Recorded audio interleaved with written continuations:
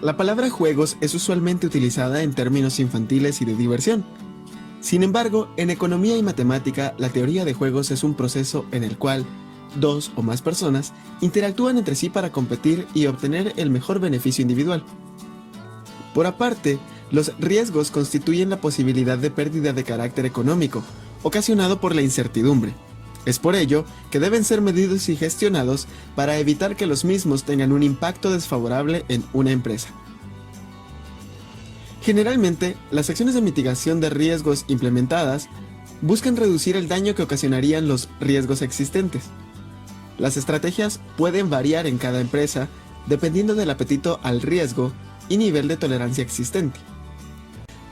La teoría de juegos enfocada a riesgos tiene como fin orientar a los administradores de riesgos mediante lineamientos básicos que permitan contar con premisas y escenarios para gestionar los riesgos de forma adecuada y oportuna. Es decir, consiste en la unificación de la teoría de juegos y la teoría de escenarios. El presente trabajo tiene como fin relacionar los usos de algunas de las teorías de juegos con los 4 tipos de riesgos más importantes a las que las empresas deben gestionar para cumplir con sus objetivos estratégicos, siendo riesgo de crédito, liquidez, mercado y operacional. El estudio realizado abarca desde los orígenes de las teorías de juegos y riesgos y su evolución en el tiempo, un análisis teórico de los usos de teorías de juegos por tipo de riesgo y sus usos prácticos mediante la aplicación de ejemplos que pueden ser replicados y adaptados a entornos diferentes. Los juegos gerenciales tienen su origen en 1944 por John von Neumann y Oscar Morgenstern. Entre las teorías de juegos más conocidas están suma cero, juegos de colusión, suma no nula, teoría de Nash, teorema bayesiano y juegos de simulación. La historia de los juegos gerenciales data de la Segunda Guerra Mundial, surgida entre los años de 1939 y 1945.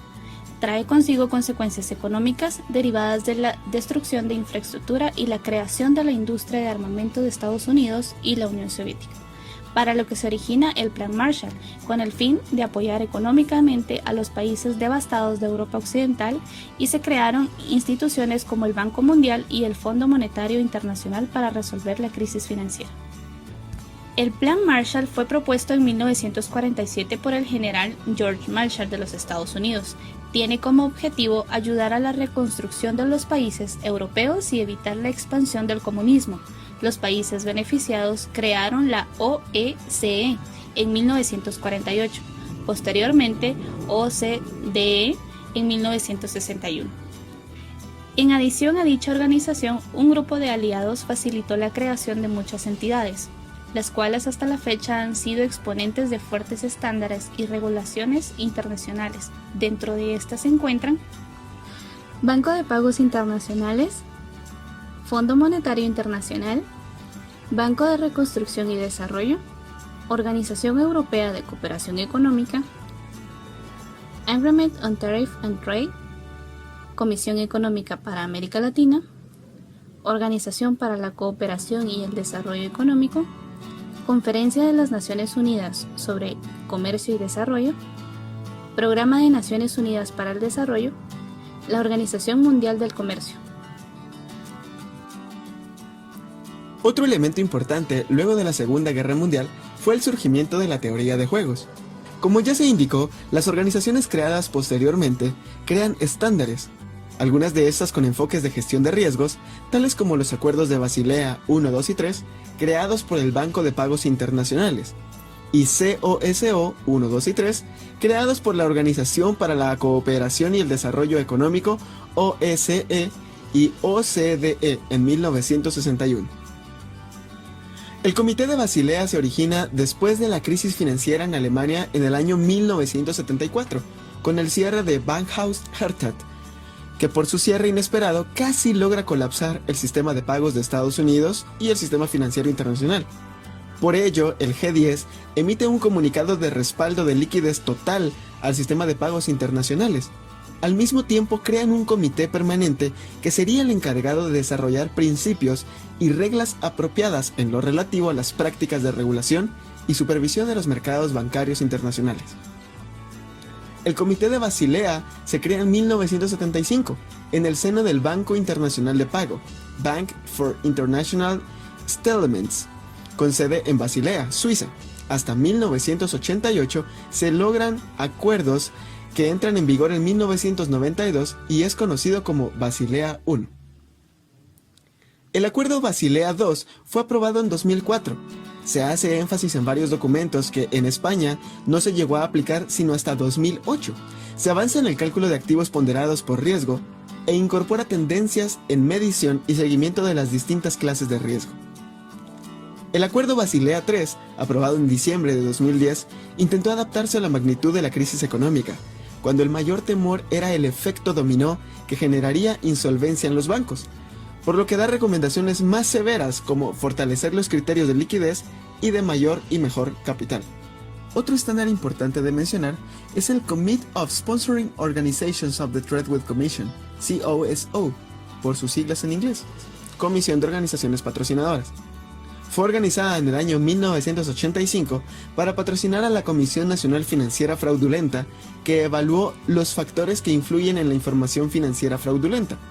La estructura del sistema COSO ha sido efectiva a partir del año 1992, en cuyo año se denominó Marco del Control Interno, COSO 1. Para el año 2004 se da a conocer la mejora del sistema del COSO 1 con el Marco Integral de Riesgos, COSO 2 ERM. Y para el año 2006 se da a conocer el sistema de COSO 3 para pequeñas y medianas empresas. El primero de estos contiene 5 elementos potenciales: ambiente de control, entorno de control, evaluación de riesgos, actividades de control, información y comunicación, y supervisión.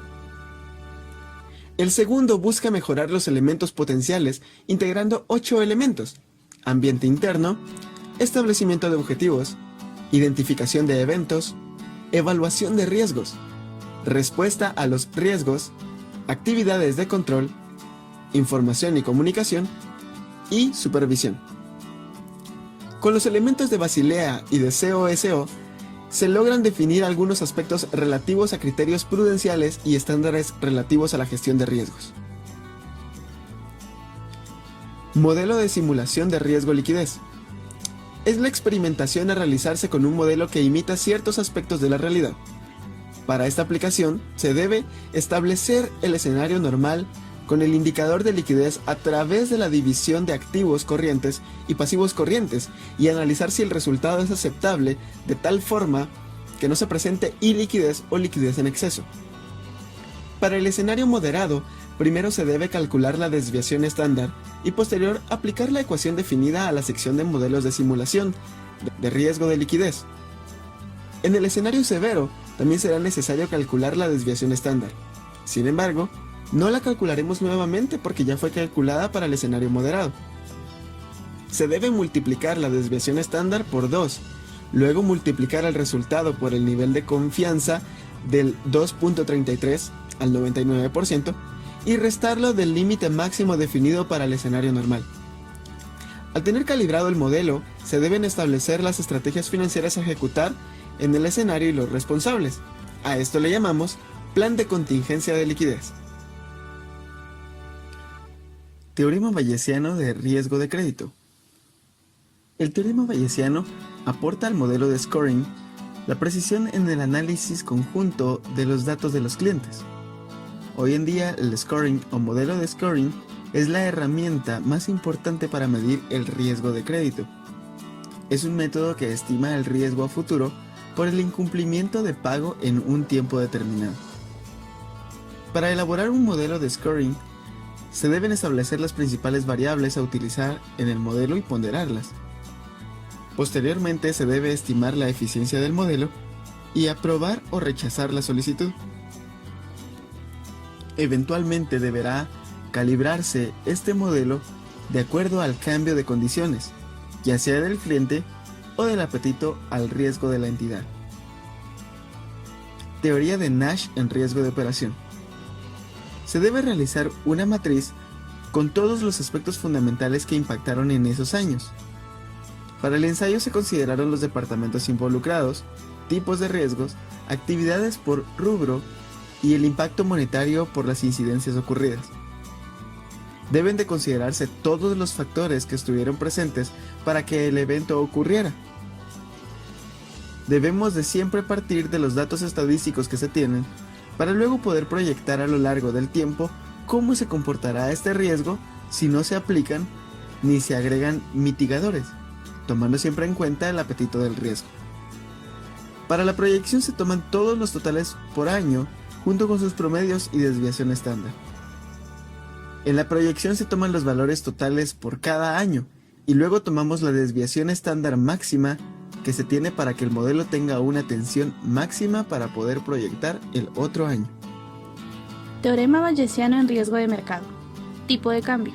El primer paso será definir las dos variables para poder realizar el pronóstico. Posteriormente, se determinará la correlación de los datos. Si se determina un índice mayor al 70%, significará que tiene una correlación significativa y por lo tanto será aplicable el pronóstico para el siguiente año.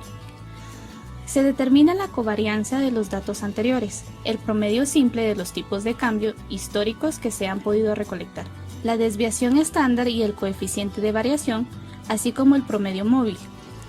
Con lo anterior se procede a pronosticar los tipos de cambio futuros.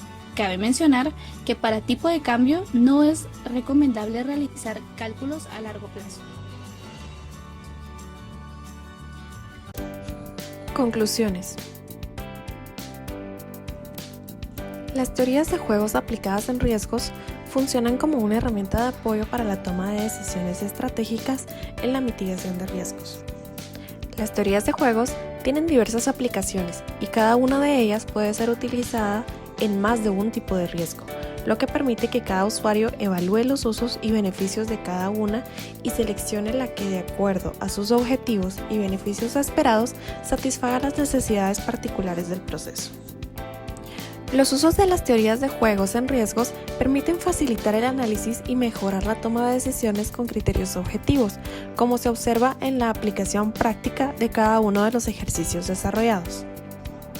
Los usos de las teorías de juegos y de la teoría de riesgos son ilimitados y particulares para cada proceso, tipo de organización, tipo de riesgo, mercado objetivo, apetito al riesgo, entre otros, ya que permiten múltiples escenarios y soluciones ante los riesgos expuestos. Los modelos de riesgo desarrollados tienen fecha de vigencia pero no de caducidad, por lo que deben ser evaluados periódicamente para validar su funcionamiento y, de ser necesario, calibrarlos a las necesidades que en el momento se susciten. Las teorías de juegos y los riesgos, aunque existen desde hace mucho tiempo atrás, han evolucionado con el tiempo, por lo que los modelos desarrollados deben anticiparse a los cambios que se avecinan y ser frecuentemente evaluados para garantizar su vigencia en el tiempo y obtener los resultados esperados. Todas las empresas enfrentan riesgos, por lo que la administración de estos no es exclusiva del sector financiero. Aunque algunas metodologías son sugeridas para este sector, pueden ser utilizadas por cualquier tipo de entidad. Los usos de las teorías de juegos en conjunto con un tipo de riesgo pueden ser utilizados por diferentes segmentos de negocio, procesos y apetitos de riesgo. Sin embargo, la calibración de los modelos debe ser personalizada y actualizada.